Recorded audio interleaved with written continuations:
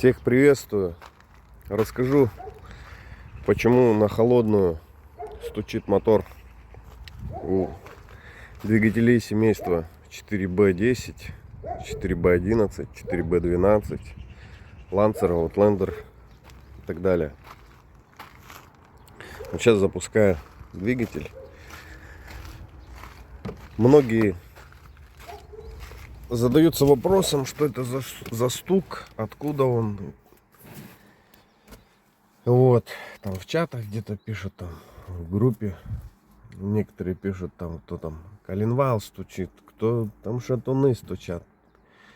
Процентов 60 пишет, что это перекладка поршней, там поршня стучат, там все что угодно стучит, но только не та причина, которая есть на самом деле.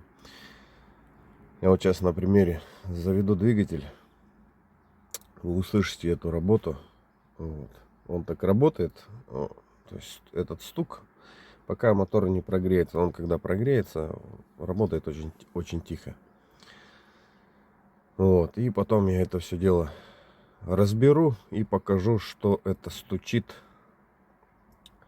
И не какая-то не перекладка поршней, ни коленвал, ни шатуны. Да даже вообще вот про вот эту перекладку поршней, что типа она где-то стучит там у кого-то, может, на каких-то моторах. Это знаете как? Мотоцикл Иш Юпитер заведите, и вот вы действительно услышите, что такое перекладка поршней. Вот, а в машине, чтобы поршень стучал, ну, я не знаю, что нужно сделать. У меня девятка была древняя. Там поршня просто болтались, как хрен знает что. Вот, она работала очень-очень тихо, и никаких стуков не было. Но жрала масло просто ведрами. Ну ладно, суть до дела. Сейчас.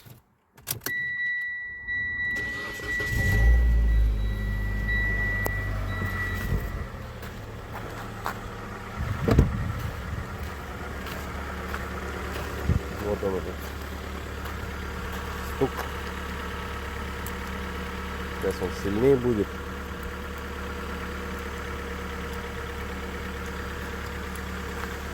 Ну, он в основном вот с левой стороны вот здесь. Вот. Сейчас его отчетливо слышу.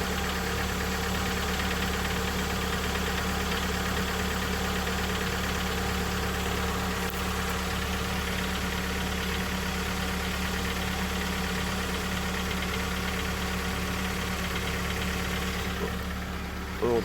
Ну, сейчас разберу и покажу, что это стучит.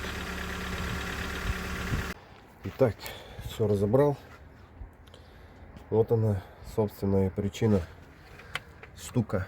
Вот этот вот фазовращатель выпускной. Вот он, люфт.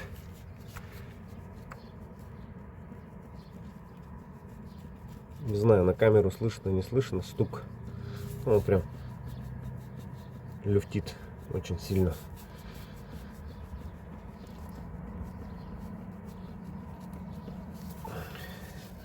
Вот это впуск. На впуске вообще люфта нету. А вот здесь есть такой приличный люфт. Вот сейчас вот так.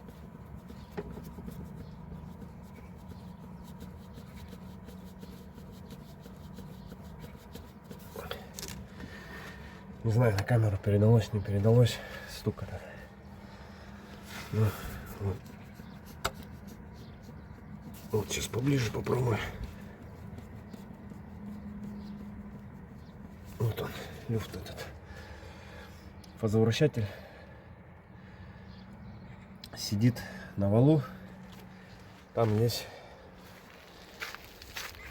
такое место, как бы шпонка на валу. Сейчас я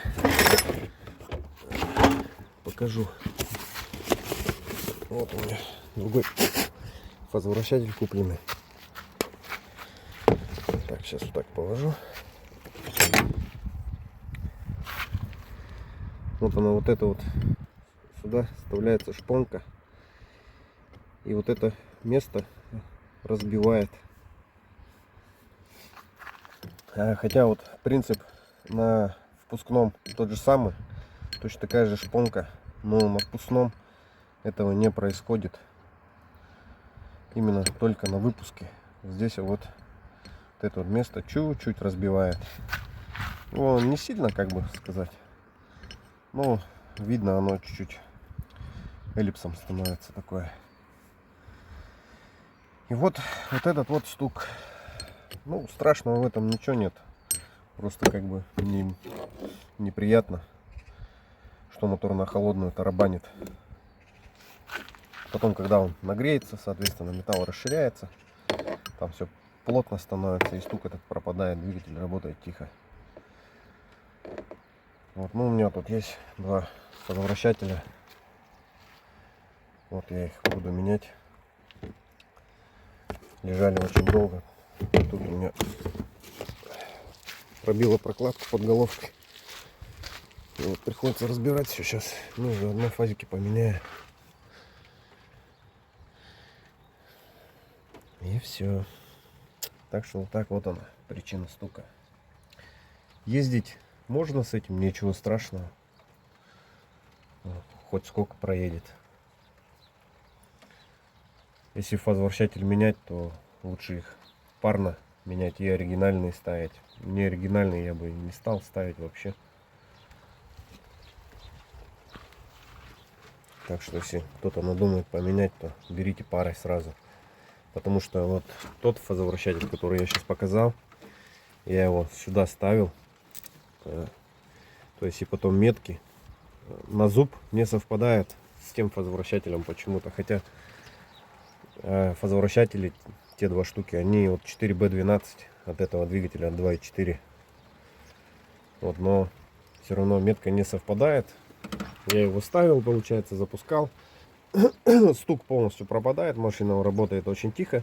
Ну, соответственно, на зуб не попадает, она не троит ничего. Но у машины, ну, динамика похуже становится. Это чувствуется сразу же. Поэтому лучше менять их парно. Ну вот, как-то так.